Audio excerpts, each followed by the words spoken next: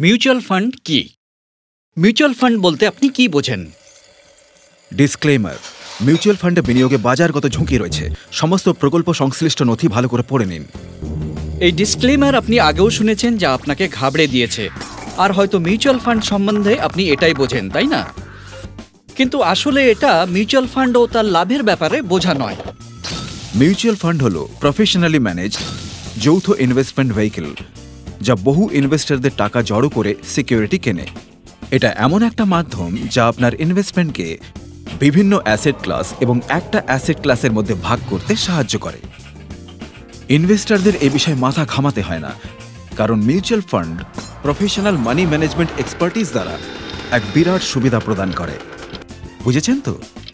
আচ্ছা, একটা সহজ উদাহরণ দিয়ে বোঝায়। পয়েন্ট এ থেকে পয়েন্ট বি তে যাওয়ার জন্য আপনার কাছে দুটো বিকল্প আছে। আপনি নিজের বাইকে করে যেতে পারেন বা কোনো পাবলিক ট্রান্সপোর্টে করে, যেমন বাস। প্রথম বিকল্পটি বেছে নিলে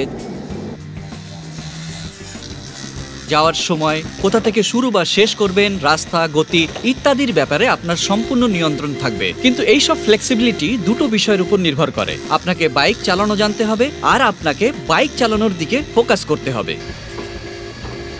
কিন্তু বাসে করে গেলে আপনি নিজের পছন্দের রাস্তা দিয়ে যেতে পারবেন না। তবে এক্ষেত্রে আপনি খবরের কাগজ পড়তে পড়তে নিশ্চিন্ত মনে আপনার ভ্রমণটি করতে পারবেন, আর আপনার ড্রাইভিং এর চিন্তাও থাকবে না, আর এটা আপনার সস্তায় হয়ে যাবে।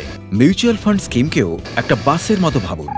এটা যৌথ ইনভেস্টমেন্ট ভেহিকল, যা পরিষ্কারভাবে ইনভেস্টমেন্ট অবজেক্টিভের বর্ণনা দেয়, যেমন পয়েন্ট এ থেকে বি তে যাওয়া। আর এটা প্রফেশনাল ফান্ড ম্যানেজার দ্বারা সামান্য মূল্যের বিনিময়ে সামলানো হয়।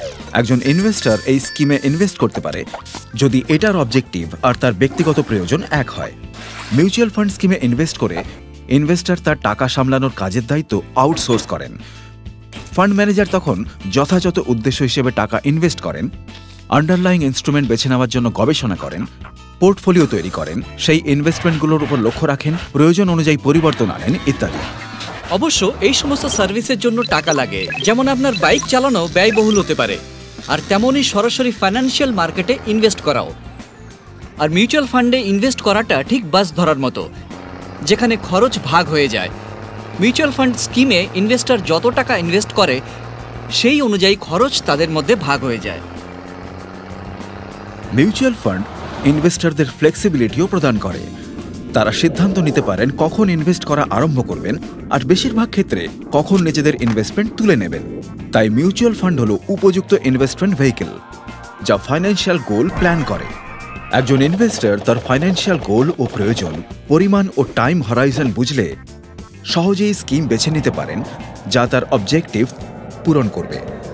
ডিসক্লেমার, মিউচুয়াল ফান্ড এতটাও জটিল নয় যতটা আপনি মনে করেন।